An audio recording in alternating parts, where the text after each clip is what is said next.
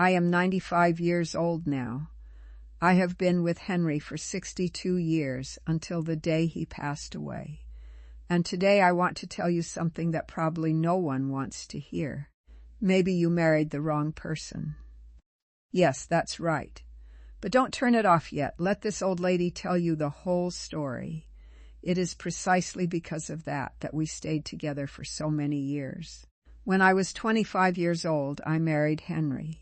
He was tall, good-natured, had a decent job at the machine shop, and often made me laugh until I fell over. All my friends said I was lucky. My mother cried happy tears on the wedding day. I thought I had found the man of my life, the person heaven had created just for me.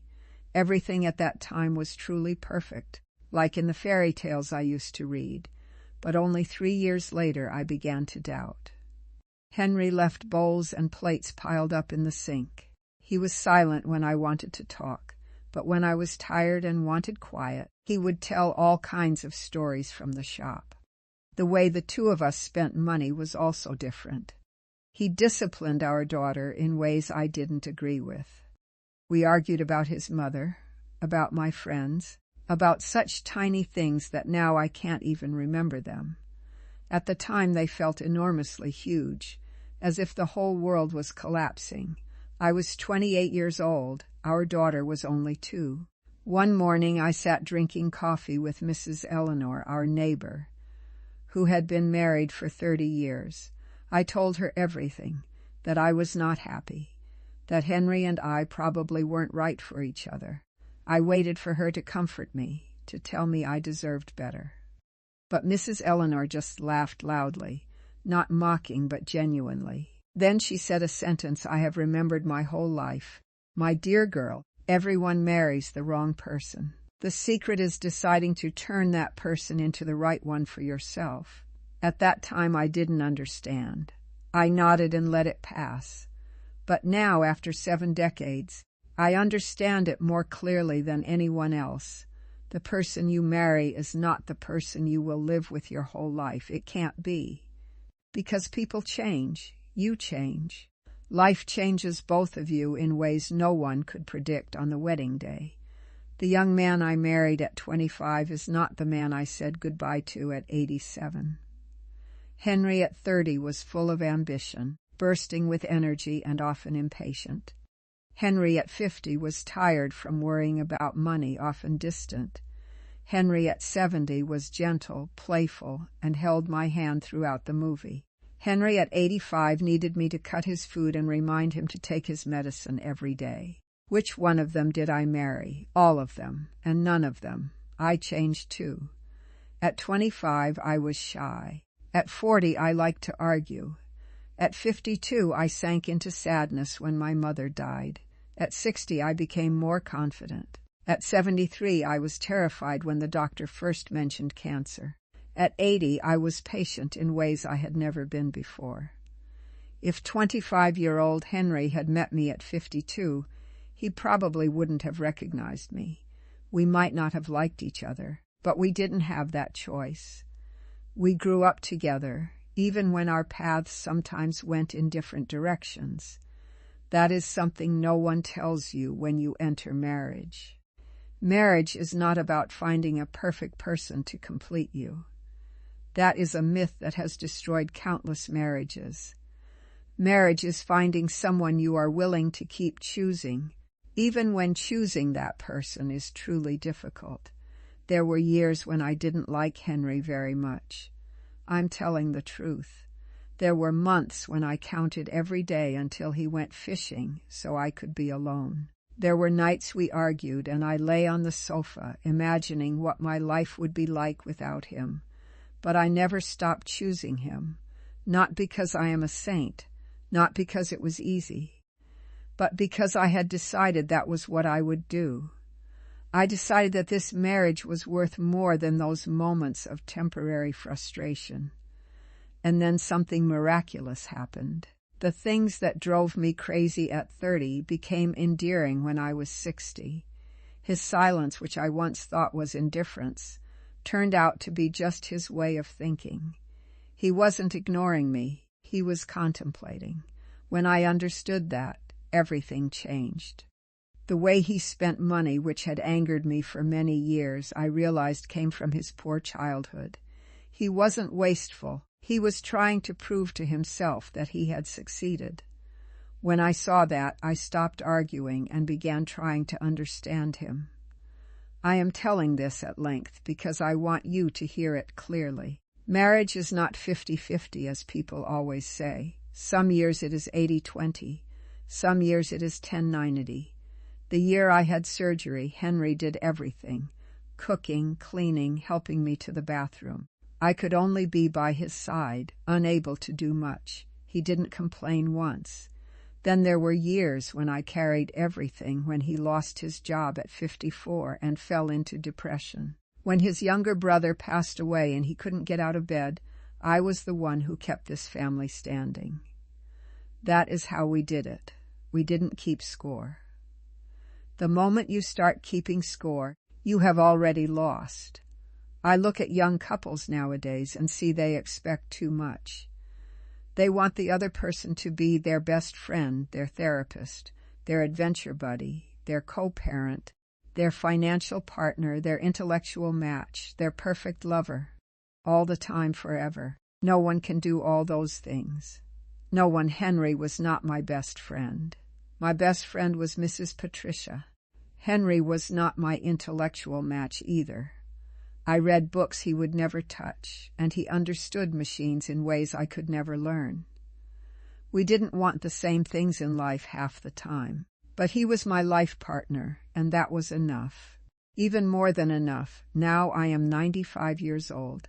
Henry has been gone for 8 years.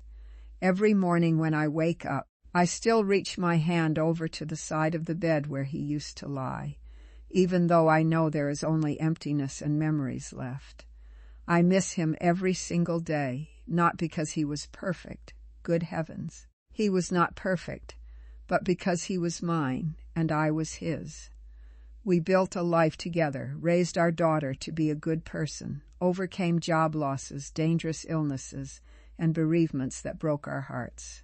We laughed until tears flowed, then cried until we had to laugh again to feel better. I often think, did I marry the right person? Actually, that question no longer matters. I married a person, and then the two of us together decided time after time to make that marriage right. If you are in a marriage right now and wondering if you made a mistake, then let me tell you, maybe you did. Everyone did. Marriage is a mistake we make on purpose, and then we pour all our strength into turning it into the most beautiful mistake of our life. I want you to understand more clearly about the difficult years. It wasn't always sunshine and roses. There was a period when I felt Henry had become completely distant. He was busy with extra shifts, came home and only wanted to sit quietly in front of the TV. I was raising a small child, taking care of meals, worrying about everything. While he seemed not to notice, I once thought, I should have found someone who understands me better, someone I can talk to about books, about dreams. But then I remembered Mrs. Eleanor's words, and I chose to stay. I chose to look at him with new eyes. Gradually, I learned to listen to his silence. Henry grew up in a difficult family. His father died early, so he always felt he had to prove his worth through work and money. The times he bought something a bit expensive were not to show off, but to remind himself that his life had become different from before. When I understood that, my anger faded. I began to sit beside him, ask about his workday instead of scolding him, and he changed too.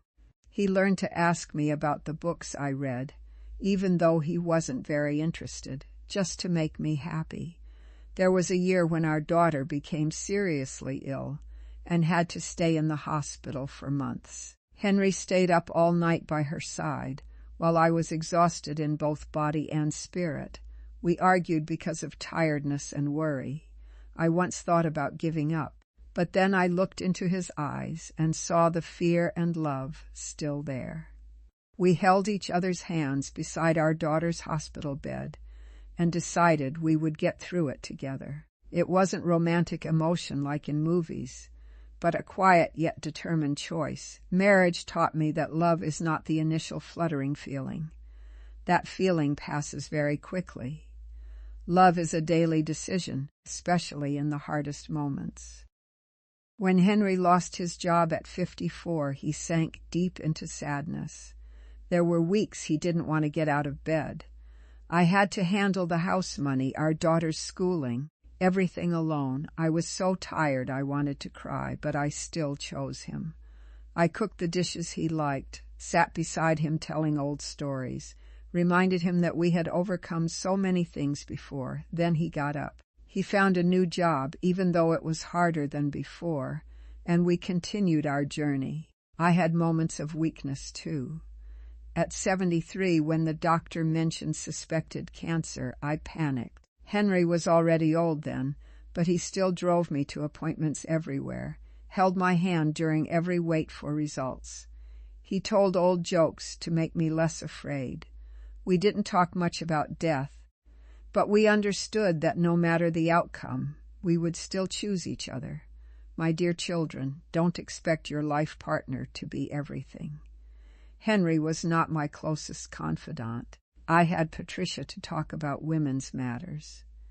He was not my adventure companion, because he preferred staying home repairing things rather than traveling far. We weren't an intellectual couple, or perfect in bed either, but he was my solid support.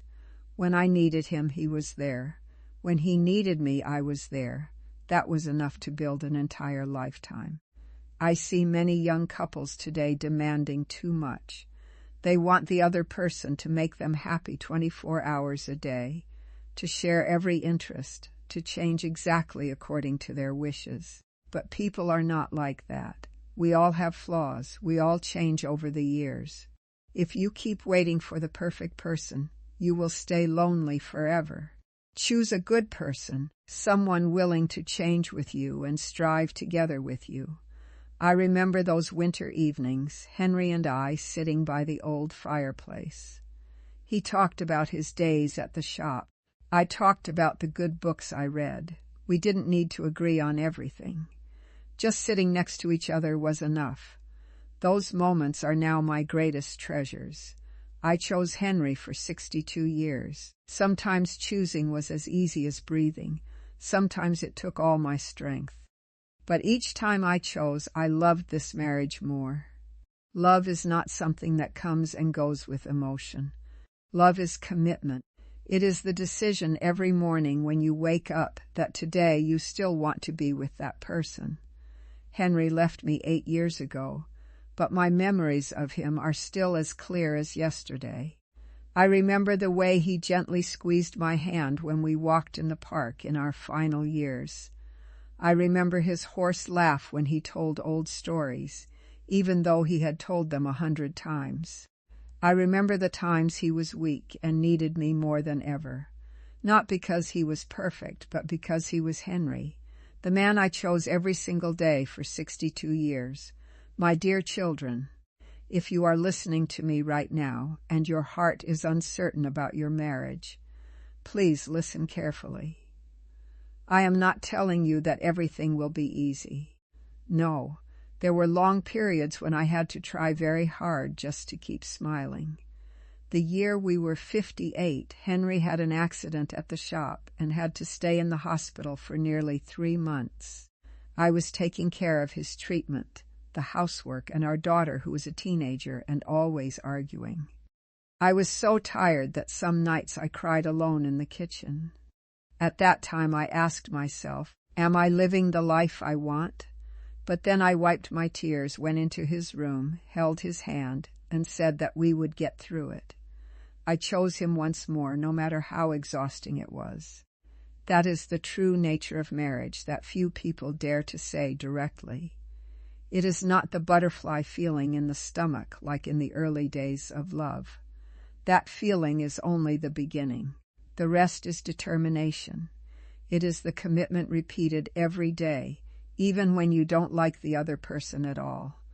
I once had weeks when I didn't want to look at Henry's face because of small disagreements. But I still cooked dinner, still asked what he wanted to eat, still sat beside him watching the evening news. Gradually, that discomfort passed, and in its place came a deeper closeness. I learned that two people don't need to be completely alike to be happy. Henry loved repairing cars and gardening, while I loved reading books and sewing. We rarely traveled far because he didn't like airplanes, but we had long walks together along the river near our house, hand in hand, talking about everything in life. He was not my soulmate, but he was the most loyal life partner. When I needed to cry, he was there. When he needed silence, I gave him space. We complemented each other in our own way, not in the romantic movie style. Looking at young couples today, I see they often give up too soon. They have one big argument and immediately think of breaking up. They compare their marriage to perfect images on social media, but real life is not like that. Marriage is two imperfect people building a home together. It requires forgiveness, patience, and above all, continuous choice. You cannot wait for the other person to change first before you love them. You must start by changing the way you look at them, the way you behave toward them. The change will come after that, in the most natural way. I remember clearly the year Henry was 72. He had mild heart failure. The doctor said he needed complete rest. Those days he was irritable and worried about the future. I sat by his bed, reading books to him even though my eyes were blurry from old age. I told him stories from when we first got married, stories about our daughter's first day of school. Gradually he calmed down, held my hand, and said, "Thank you for being by my side all these years." At that moment I understood that all the hard years were worth it. My children, don't be afraid of the difficult times. They are an inevitable part of living together. There was a year when the children grew up and left home. We almost lost our way because we no longer had the busyness of raising them. But we learned to find each other again, learned to date again like when we were young, even if it was just an evening sitting drinking tea and watching old movies. We rebuilt our closeness in a new way. Now, sitting alone in this old house, I have no regrets. I have had a complete life with Henry. We raised a wonderful daughter, and now we have grandchildren and great-grandchildren gathered around. We witnessed so many changes in our country and in the world, and most importantly, we chose each other through all the ups and downs. Love is not something that comes once and stays forever. Love is a flame you must kindle every day, add firewood to, blow on, and take care of. If you are at a crossroads right now, thinking that maybe you married the wrong person, please stop for a moment. Look at that person the way Mrs. Eleanor once told me. Decide to turn that person into the right one. Choose that person today, tomorrow, and the day after. Even when you are angry, even when you are tired, even when you are discouraged. Because it is those very choices that will create your beautiful story. I chose Henry for 62 years, and if there were any miracle that let me live again from the beginning, I would still choose him again, another 62 years or even more. Not because he was perfect, but because he was Henry, the life partner with whom I made this marriage the most meaningful thing in my life. Thank you for listening to this old lady ramble on. I hope these words will help you stand firmer on the path of marriage. Remember, marriage is not about finding the right person, but about becoming the right person for each other day by day.